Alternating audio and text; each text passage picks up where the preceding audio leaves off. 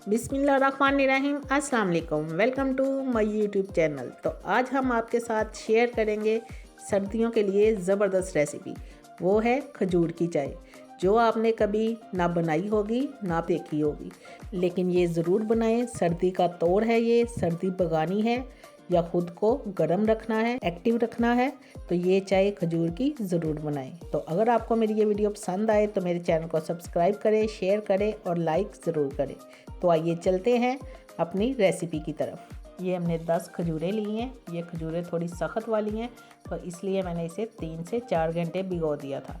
तो अगर आपके पास खजूर नरम वाली हो तो वो चाहे ना भिगोएं, अगर भिगोनी है तो 1 घंटा ही काफ़ी है, क्योंकि ये जितनी बारीक पीसेगी उतनी हमारी चाय अच्छी बनेगी। अब हमने ये भीगी हुई खजूरों में से ये गुठलियाँ निकालनी हैं और इसके ऊपर से सिरे भी उतार देने हैं। ये देखें, सारी खजूरें हमने अच्छे से साफ़ कर ली है।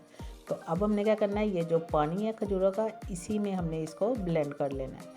अब हम ब्लेंडर का एक जग लेंगे और ये सारी खजूरों और पानी समेत इसमें डाल देंगे और डाल के हम इसको ब्लेंड करते हैं। और बहुत बारीक हमने ब्लेंड करना है। ये देखें, अब ये जो खजूरों का पेस्ट है इसको हम एक बाउल में निकाल लेते हैं और चलते हैं चूल्हे की तरफ। एक पैन लेते हैं और इसमें हम डालेंगे दूध, क्योंकि चाय बनानी है और उसके लिए 2.5 कप मैंने दूध लिया है। आप जैसे भी चाहे चाय बना सकते हैं, चाहे कावे वाली पानी डाल लें 1 कप और 1 कप दूध, वो आपकी मर्ज़ी है। तो अब हम इसमें डालेंगे सबसे पहले अदरक। अदरक मैंने ली है 1.5 इंच का टुकड़ा और इसकी बारीक बारीक मैंने कटिंग कर ली है। और साथ हम इसमें डाल देंगे 2 लौंग, 2 चुटकी हम इसमें डाल देंगे दालचीनी और 1 टीस्पून हमने ली है पत्ती आप कम या ज़्यादा कर सकते हैं। अब हम चाय को पकने देते हैं और साथ साथ मैं आपको बताती चलूँ कि सेहत के लिए ये चाय हमारे लिए बहुत मुफीद है। ये हमें जो कब्ज़ के मसले हैं या कोई मैदे के मसाइल हैं उसके लिए बहुत फ़ायदेमंद है। इस चाय में हमने जो अदरक, लौंग और दालचीनी डाली है, सर्दी के मौसम में जो मसले मसाइल होते हैं, चस्ट ख़राब, नज़ला, ज़ुकाम, बुखार, उसके लिए बहुत फ़ायदेमंद है।